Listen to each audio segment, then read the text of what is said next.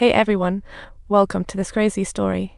Today we're diving into Teddy's nightmare and how he reunites with his deceased wife. Teddy finds water spraying, then turning red. Wife reminds Rachel's near mission, find the truth. But just as he tries to ask more questions, his wife suddenly vanishes. Talk about an emergency situation. Left with just rainwater, she was just leaking in his dream. Teddy jolts awake, realizing he really needs to fix that roof. Time to investigate. He seeks the director again for Rachel's records, only to be rejected. Too many rejections. The director explains that treatment for mental illness divides into two camps. One loves the knife, while the other prefers pills, and Rachel's case. Well, that's a whole other level. Surgery turns patients into obedient robots, while psychological treatment relaxes them, but alas, Rachel's meds seem to do the opposite. But her biggest struggle lies in learning to accept reality, which truly requires immense courage. She's absolutely a master at self-denial. The director tells Teddy repeats mistakes, realizing the outside world, like Paris, is thorny. Teddy's questions unsettle him. Patients' rehearsed responses follow. Everyone claims she killed her children. It's like stepping on historical landmines, causing quite an uproar.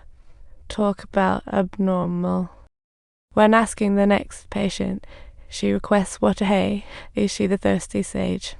She abruptly snatches Teddy's notebook, scribbles something mysterious, and hands it back. Oh my gosh, she has a signal. When Teddy brings up Redis, the woman looks super tense, more tense than a rubber band about to snap. She clams up and leaves.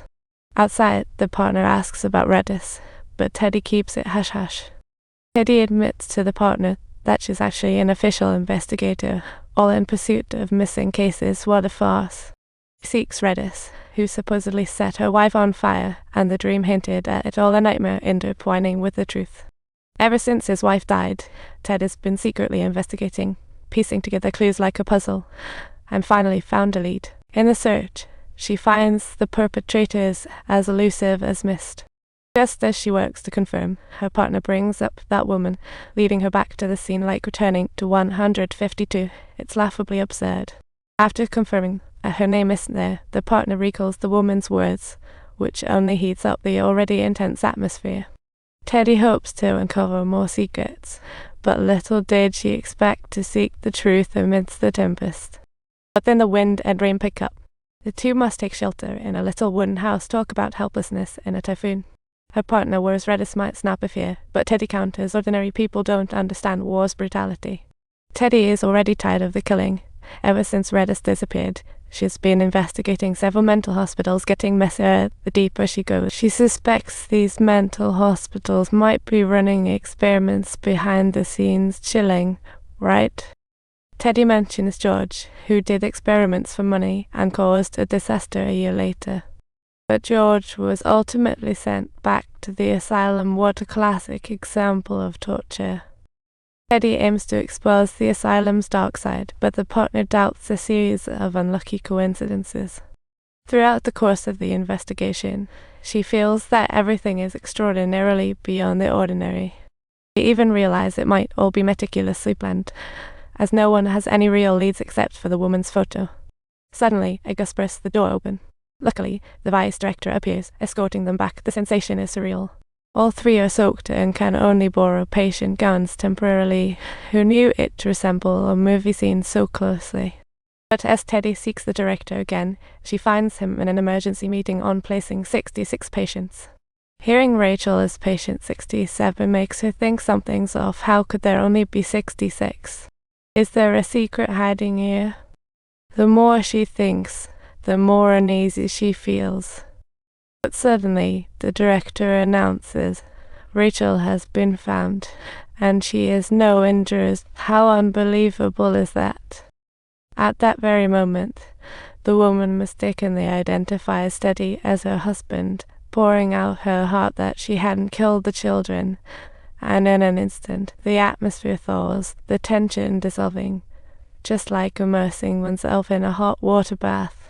In the next second, she pushes Teddy aside, striking a pain point, and Teddy, suffering from a headache, is helped back to the war troubles keep coming. In her dream, she's thrown back into a war-torn era, but this time she meets her family. Questions she demands her wife ask why she didn't save her, and the person on the chair. To her surprise, it's Rachel. At that moment, Teddy is yanked back to reality, reaching for her notebook when a woman hurriedly walks in dramatic. Oh my gosh, it's his wife. She tells Teddy that Redis is not dead and is on standby. But just at that moment, she opens her eyes again. It's the rhythm of a dream within a dream. Meanwhile, the whole facility is in disarray. After a night of storm, it's like a battlefield awaiting cleanup. Teddy sees the fallen power grid, feeling a rush to initiate her plan to head to the military fortress, hoping to find Redis. However, at that moment, she is ambushed by a patient, but unexpectedly, she fights back gallantly and frees herself. But this also leads to the other side being seriously injured. The partner can only take the injured for treatment, while Teddy steps forward again for the truth. Teddy never expected that. She would run into her infamous classmate George here. George, don't move. The man insists she remembers everything here and warns her to flee quickly. This is just a game. Unbelievable. Maybe she is just a little mouse in this maze. Could it all be orchestrated?